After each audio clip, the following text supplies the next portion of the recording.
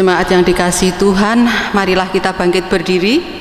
Kita akan mengawali kebaktian pada saat ini dengan menyanyikan Kidung Jemaat nomor 15, bait yang pertama dan kedua. Berhimpun semua menghadap Tuhan dan seterusnya.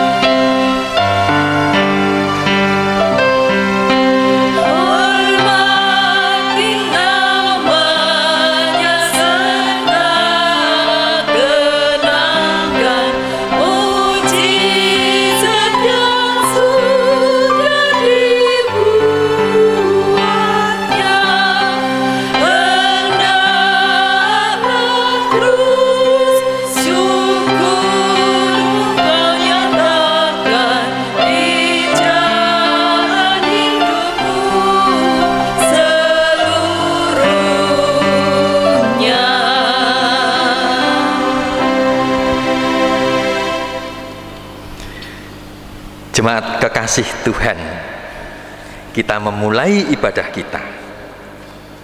Masing-masing hati kita, marilah kita berkata yang demikian. Tuhan yang menciptakan langit dan bumi adalah sumber pertolongan kami.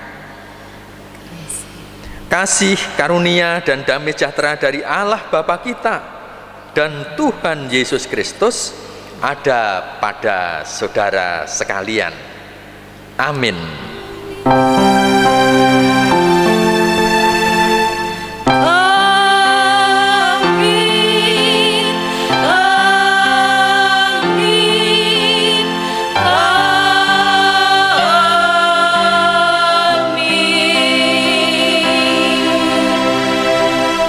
Jemaat dipersilahkan untuk duduk. Mari kita memuji Tuhan. Kidung Jemaat 18, kita memuji bait yang pertama. Allah hadir bagi kita dan hendak memberi berkat.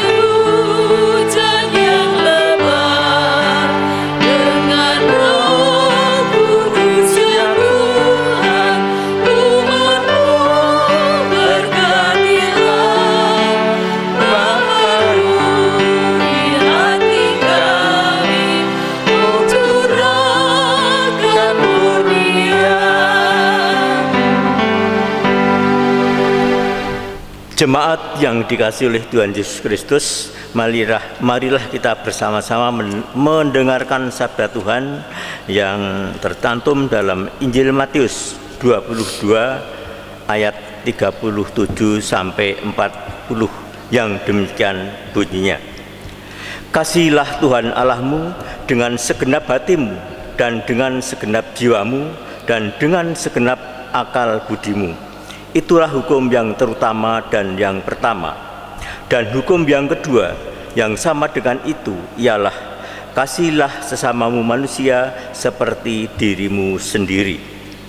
Pada kedua hukum inilah tergantung seluruh hukum Taurat dan kitab para nabi. Dengan mengaca pada hukum kasih ini, nyata benar dosa kita, yaitu kita tidak dapat melaksanakan hukum kasih ini dengan selengkapnya dan seutuhnya. Oleh karena itu, marilah kita bersama-sama menyesali dosa-dosa kita dengan memuji, menyanyikan Kidung Jemaat nomor 37A bait pertama dan kedua.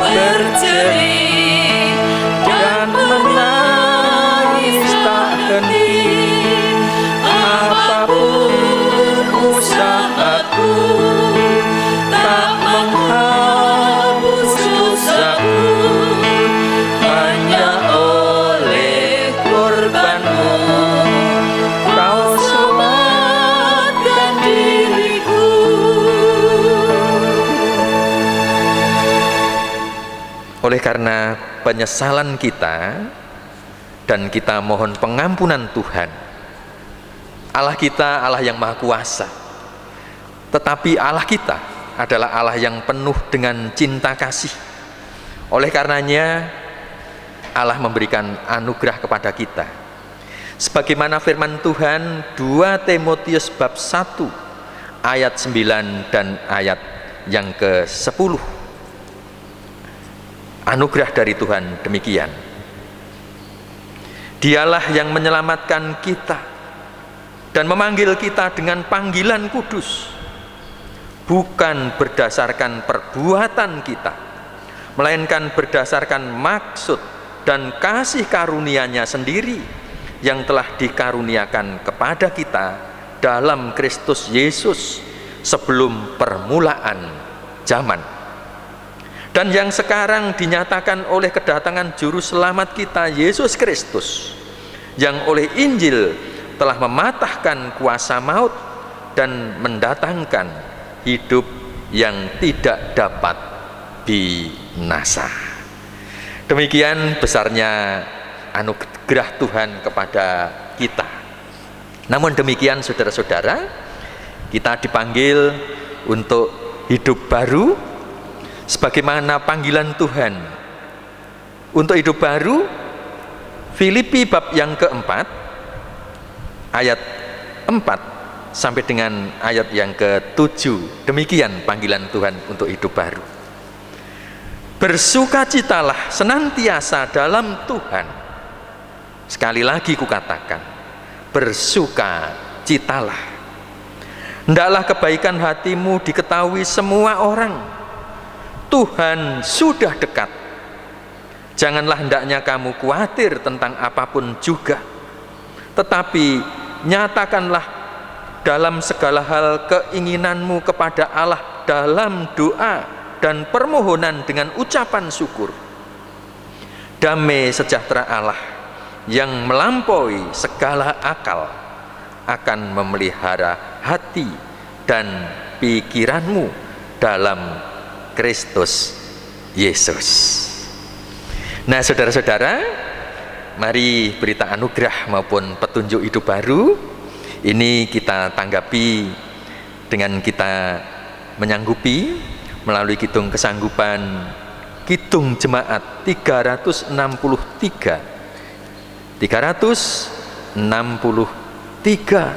baitnya 1 dan baitnya yang kedua. Bagi Yesus kuserahkan hidupku seluruhnya.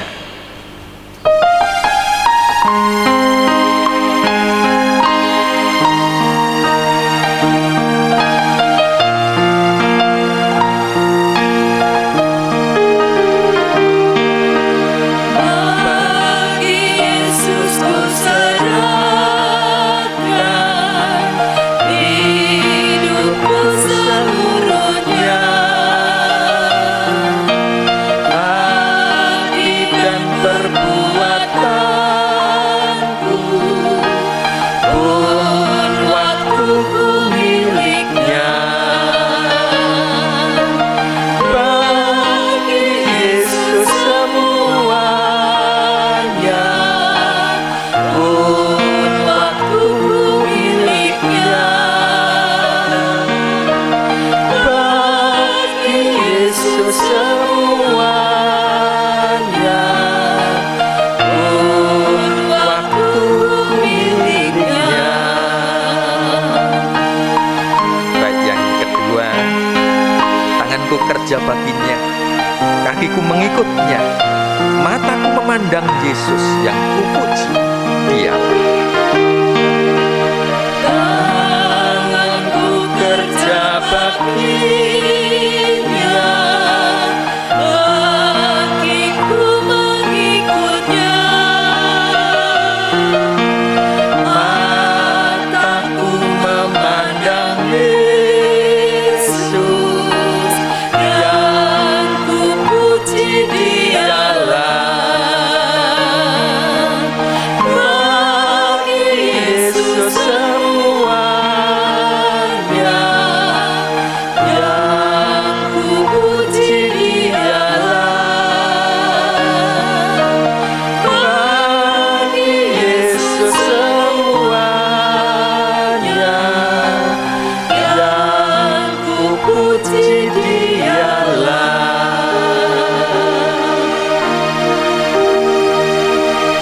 Jemaat yang dikasihi oleh Tuhan, kita menyatukan hati kita dalam doa syukur dan doa syafaat.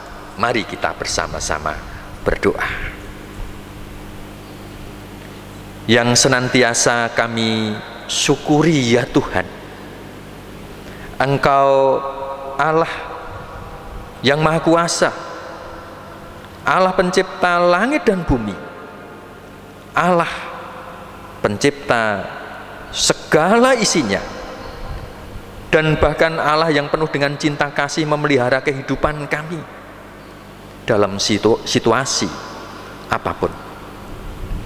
Sehingga ketika malam hari ya Tuhan, Engkau telah berkenan untuk memberkati kami dalam peristirahatan kami, dan di pagi-pagi benar Tuhan sudah membangunkan kami, mengingatkan kami akan hari Sabat, hari kelegaan, hari kemenangan Tuhan, sehingga kami dipersekutukan di dalam ibadah. Kami mensyukuri setiap berkat Tuhan ya Tuhan, di dalam ibadah di saat ini di GKJ Palian. Karena sedemikian rupa COVID-19 masih ada di sekitar kami. Oleh karenanya di dalam rangka kami untuk memutus mata rantai COVID itu, kami bersama-sama dengan keluarga kami beribadah di rumah. Ya Tuhan, berikanlah akan kesehatan terhadap keluarga-keluarga milik Tuhan. Dan bahkan di dalam situasi yang demikian ini Tuhan tetap memberikan semangat kepada kami untuk tetap berkarya, tetap berjuang dalam memenuhi kebutuhan-kebutuhan kami. Demikian halnya kebutuhan keluarga kami, di mana juga kebutuhan untuk memuliakan Tuhan. Oleh karena itu Tuhan memberkati setiap orang tua, Tuhan memberkati anak-anak kami, Tuhan memberkati saudara-saudara kami yang sedang sakit, bahwa tangan kuasa Tuhan itu tangan yang penuh dengan kuasa, penuh dengan cinta kasih, berkenan untuk menjamahnya dan mentahirkan sehingga mereka itu dipulihkan kembali akan kesehatannya. Engkau memberkati masyarakat kami, Engkau memberkati bangsa negara kami, Engkau memberkati para pemimpin kami, baik itu pemimpin-pemimpin jemaat, demikian pula pemimpin bangsa negara kami.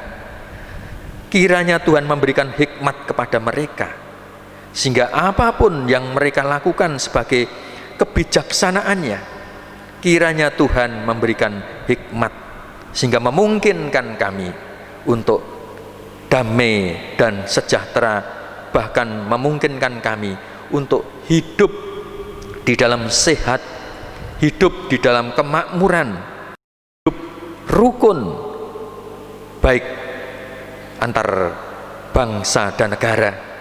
Demikian pula negara kami juga Tuhan berkati untuk hidup di dalam kedamaian dan kerukunan. Ya Tuhan Allah Bapa di sorga, demikianlah seru doa kami. Kami memohon dengan penuh iman di dalam nama Tuhan Yesus Kristus.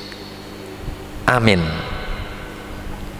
Jemaat yang terkasih di dalam Tuhan Yesus Kristus, pada saat ini kita diberikan kesempatan oleh Tuhan untuk mengumpulkan persembahan sebagai tanda hormat dan bakti kita kepada Tuhan karena berkat yang sudah diberikan kepada kita semua. Sebagai landasan dari pengumpulan persembahan ini terambil dari kitab 1 Timotius 6 ayat yang 10 yang demikian firman-Nya. Karena akar segala kejahatan ialah cinta uang. Sebab oleh memburu uanglah beberapa orang telah menyimpang dari iman dan menyiksa dirinya dengan berbagai-bagai duka. Demikianlah Bapak, Ibu, dan Saudara yang terkasih di dalam Tuhan, sebagai landasan kita di dalam mengumpulkan persembahan, dan persembahan ini akan diiringi dengan menyanyikan pelengkap Kidung Jemaat 146 bait yang pertama dan kedua.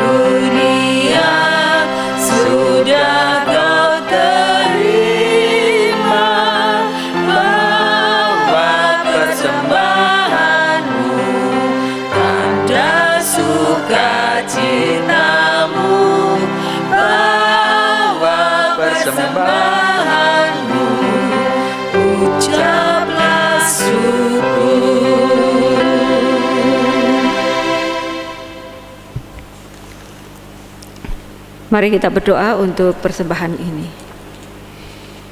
Allah Bapa Surgawi, Allah yang kami kenal di dalam Tuhan kami Yesus Kristus, terima kasih Tuhan karena Engkau sudah memberikan kesempatan kepada kami semua untuk mengumpulkan berkat yang berasal dari Tuhan, yang pada saat ini kami kumpulkan yang hanya sedikit sekali.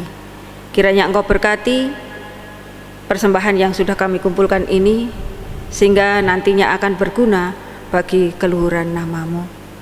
Berkati pengelola persembahan ini, Engkau berikan kebijaksanaan sehingga persembahan ini nantinya akan semakin berkembang dan bermanfaat bagi gereja kami. Bapa di sorga, kami menyadari di dalam kami berpersembahan ini banyak kekurangan yang kami perbuat, kiranya Engkau ampunkan. Dan sebentar lagi kami akan mendengarkan firman-Mu. Kiranya Engkau memberkati setiap kami Tuhan. Engkau mampukan kami untuk menerima firman-Mu ini. Terkhusus kepada Bapak Pendeta Christian Edi Mulyanto yang akan menyampaikan firman-Mu. Kiranya Engkau urapi, Engkau berikan karunia yang berlebih, sehingga nantinya dapat menyampaikan firman-Mu yang sebaik-baiknya dan nantinya akan dapat kami terima dan kami pergunakan sebagai landasan di dalam hidup dan kehidupan kami. Inilah Tuhan, doa dan permohonan kami yang kami naikkan atas percaya kami kepada Tuhan kami Yesus Kristus. Terima kasih Tuhan. Amin. Amin. Salam saudara-saudara. Puji Tuhan. Saat ini pemeliharaan Tuhan melalui firman-Nya, kita akan menerima firman Tuhan dari Matius bab yang keempat. Adapun ayat yang akan kita baca dari ayat 1 sampai dengan ayat yang ke-11. Matius 4 ayat 1 sampai dengan 11 kita membaca untuk kita semua. Demikian firman Tuhan. Pencobaan di padang gurun. Maka Yesus dibawa oleh Roh ke padang gurun untuk dicobai iblis. Dan setelah berpuasa 40 hari dan 40 malam, akhirnya laparlah Yesus. Lalu datanglah si pencoba itu dan berkata kepadanya, "Jika engkau anak Allah, perintahkanlah supaya batu-batu ini menjadi roti." Tetapi Yesus menjawab, "Ada tertulis, manusia hidup bukan dari roti saja, tetapi dari setiap firman yang keluar dari mulut Allah." Kemudian iblis membawanya ke kota suci dan menempatkan dia di bubungan bait Allah. Lalu berkata kepadanya, "Jika engkau anak Allah, jatuhkanlah dirimu ke bawah, sebab ada tertulis, mengenai engkau ia akan memerintahkan malaikat-malaikatnya, dan mereka akan menatang engkau di atas tangannya, supaya kakimu jangan terantuk kepada batu." Yesus berkata kepadanya, "Ada pula tertulis, janganlah engkau mencobai Tuhan Allahmu." Dan iblis membawanya pula ke atas gunung yang sangat tinggi dan memperlihatkan kepadanya semua kerajaan dunia dengan kemegahannya, dan berkata kepadanya, "Semua itu akan kuberikan kepadamu jika engkau sujud menyembah aku." Maka berkatalah Yesus kepadanya, "Enyahlah iblis, sebab ada tertulis, engkau harus menyembah Tuhan Allahmu, dan hanya kepada Dia sajalah engkau berbakti." Lalu iblis meninggalkan dia, dan lihatlah malaikat-malaikat datang melayani Yesus. Nah, saudara-saudara, demikianlah firman Tuhan. Tentu yang berbahagia adalah setiap orang yang mendengarkan firman Tuhan, memelihara dan menjalaninya di dalam kehidupan kesehariannya dengan sungguh-sungguh. Haleluya.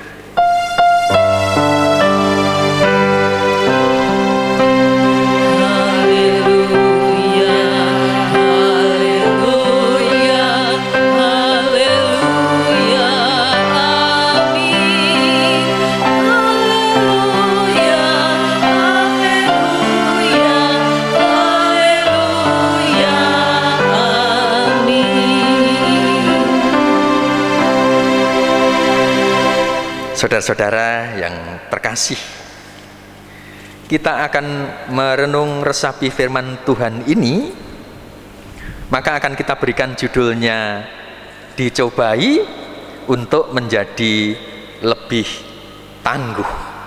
Dicobai untuk menjadi lebih tangguh. Saudara-saudara yang dikasihi oleh Tuhan, kita pernah melihat tikus.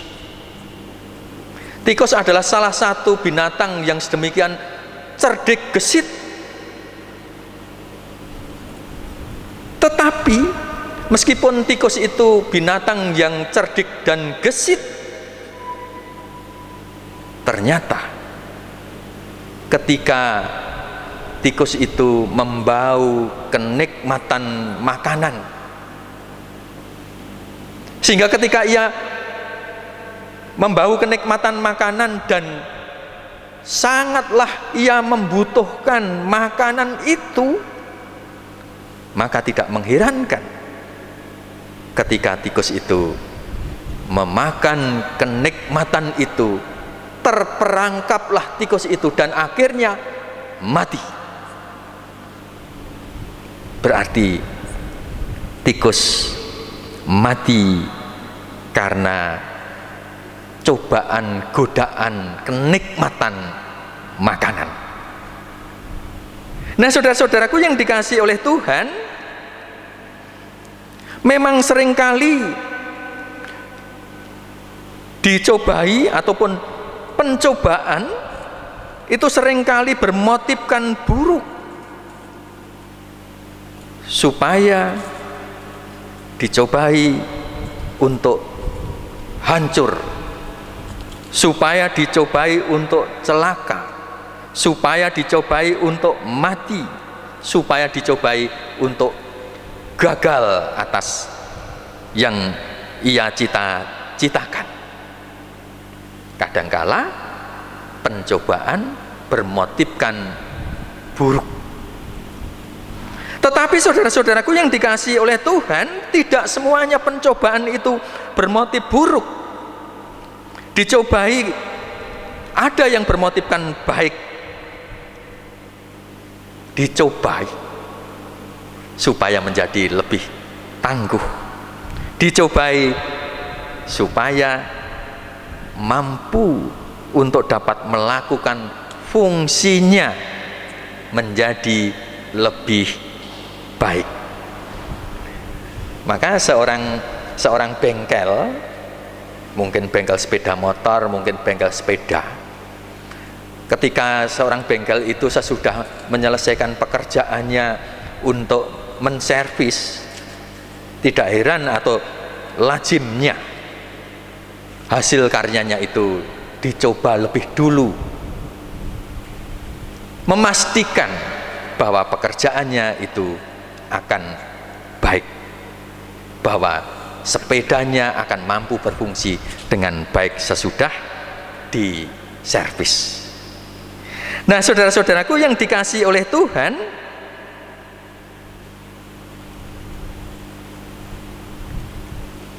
dicobai berarti tidak selamanya dicobai itu berdosa. Akan berdosa ketika dicobai itu kita tidak setia kepada Tuhan, kita tidak bersama dengan Tuhan, akhirnya jatuh ketika dicobai. Bacaan kita Matius 4 ayat 1 sampai dengan 11, di mana Tuhan Yesus sesudah dibaptis untuk melakukan pekerjaan penyelamatannya di dunia ini, dibawalah Tuhan Yesus oleh Roh supaya dicobai oleh iblis. Sesudah Tuhan Yesus berpuasa 40 hari 40 malam, maka dibawalah Tuhan Yesus oleh Roh Allah supaya dicobai. Kita baca lagi ayat 4, bab 4 ayat 1. Maka Yesus dibawa oleh Roh ke padang gurun untuk dicobai iblis, dan setelah berpuasa 40 hari dan 40 malam, Akhirnya laparlah Yesus. Nah, saudara-saudara, tentu berarti pencobaan itu ada beberapa motivasi, tergantung siapa yang mencobai itu. Ketika Roh Allah berkehendak untuk membawa Yesus untuk dicobai, tentu saja akan mengukuhkan pekerjaan Tuhan Yesus menjadi Mesias, juru selamat, supaya ia akan semakin mampu melakukan tugas-tugasnya itu. Tetapi sebaliknya, kalau yang mencobai itu adalah iblis berkehendak untuk menggagalkan pekerjaan Allah di dalam Tuhan Yesus, supaya gagal, manusia tidak selamat. Sehingga tidak mengherankan kalau iblis menawarkan kenikmatan itu kepada Tuhan Yesus daripada melanjutkan pekerjaan penyelamatannya lebih menderita. Sehingga iblis mengerti apa yang dibutuhkan oleh manusia, yaitu ketika lapar butuh makan. Jika engkau anak Allah, jadikanlah batu ini menjadi roti.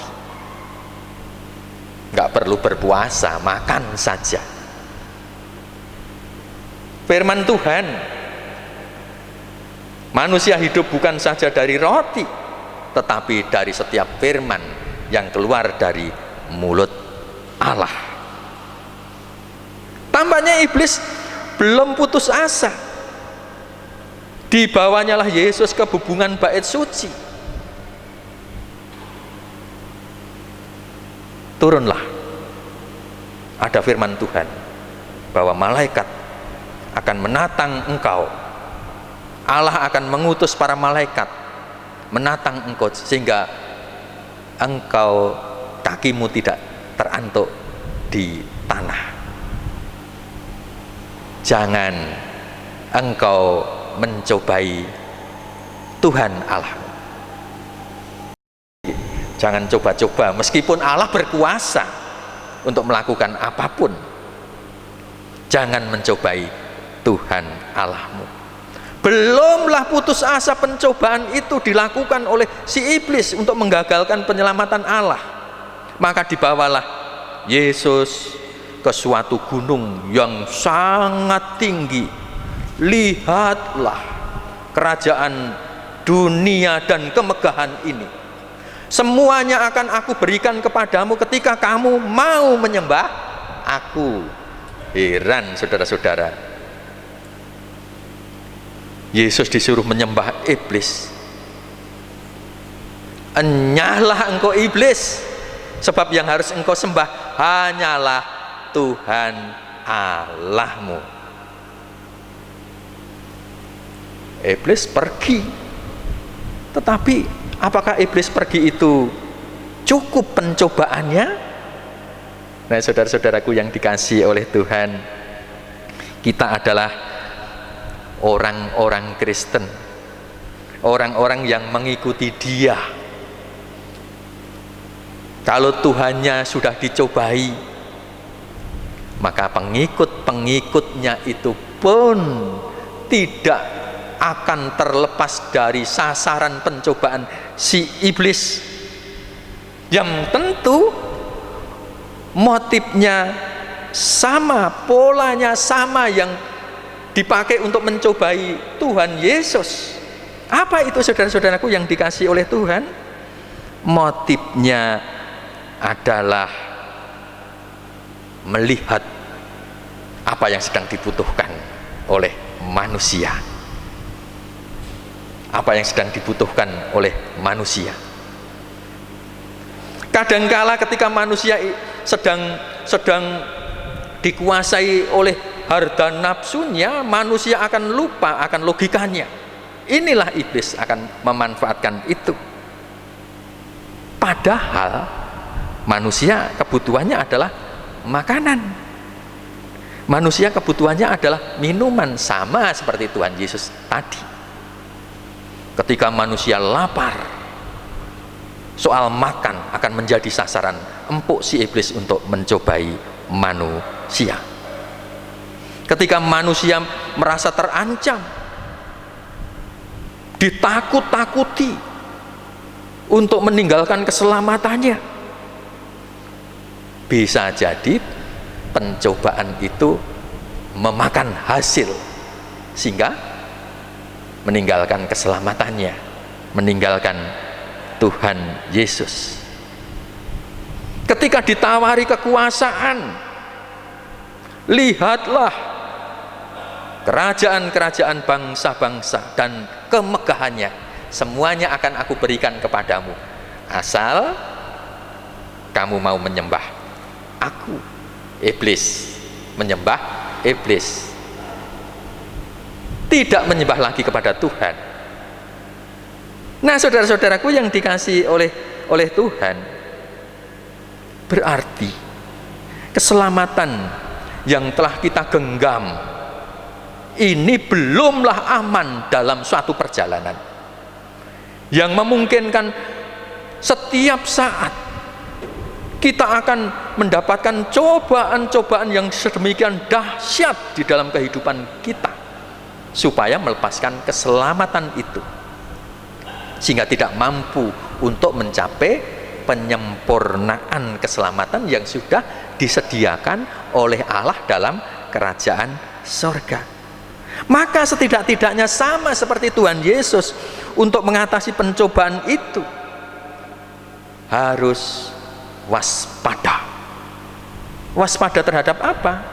Kalau manusia waspada, mengerti bahwa diri kita itu adalah manusia yang lemah. Ketika kita merasa lemah, kita tidak sombong, harus hati-hati. Harus hati-hati. Hati-hati gunakan waktumu. Hati-hati gunakan tanganmu. Hati-hati gunakan kakimu. Harus hati-hati. Sertakan Tuhan. Nah, seperti Tuhan Yesus, ketika iblis menggoda, maka Tuhan Yesus pun akan memberikan kekuatan dirinya melalui firman Tuhan. Sertakan Allah itu di dalam kehidupan kita sehari-hari. Dekatlah Tuhan. Ketika kita dekat dengan Tuhan, iblis akan takut. Dekat itu artinya kita itu mau mendekat, jangan sampai menjauh. Mendekat dengan mesra, tidak kepaksa. Tidak kepaksa, terpaksa. Dengan senang. Ibadah meskipun tidak di gereja, kita pun justru menanti-nanti peribadatan itu, meskipun melalui YouTube. Lebih-lebih beribadah di gereja. Kita mau mendekat dengan Tuhan, kita mau berdoa dengan penuh kedekatan, sungguh-sungguh kepada Tuhan, mesra dengan Tuhan. Yang kedua, senantiasa kita menerima dengan ikhlas ketika diingatkan oleh firman Tuhan. Senantiasa kita menerima dengan ikhlas ketika ada peringatan dari saudara-saudara kita. Mohonlah pertolongan Tuhan. Pastikan bahwa Tuhan akan senantiasa memberikan kekuatan. Jikalau kita ada di dalam pencobaan, memang kadangkala kita tidak suka, lepaskanlah dari pencobaan. Tetapi kalau kenyataan pencobaan itu terjadi, mohonlah kekuatan kepada Tuhan. Jangan sampai jatuh. Tetapi pencobaan justru akan semakin mengokohkan keselamatan dan fungsi keselamatan kita di dunia ini. Tuhan Yesus memberkati. Amin. Mari kita hening sejenak.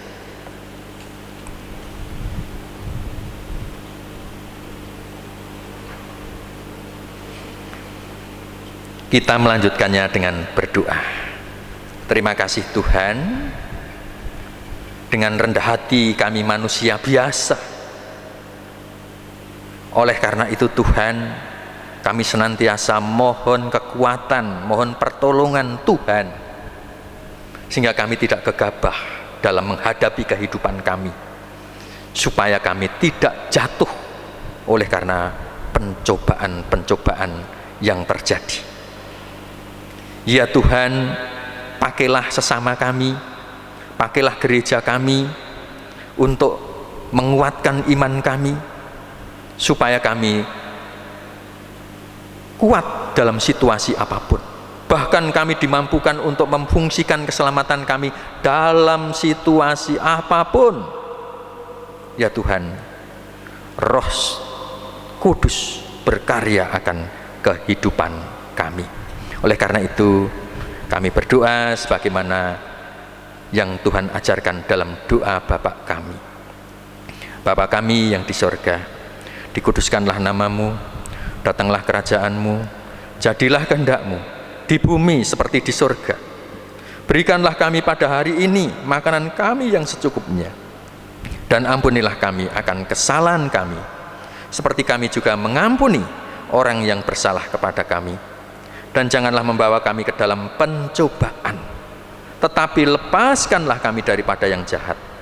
Karena Engkaulah yang punya kerajaan dan kuasa dan kemuliaan sampai selama-lamanya. Amin. Saudara-saudara, mari kita bangkit, kita memuji Tuhan, kita persiapkan Kidung Jemaat 300. Kidung Jemaat 383. Kidung Jemaat 383, baitnya 1 dan bait yang kedua, dengan kita berdiri.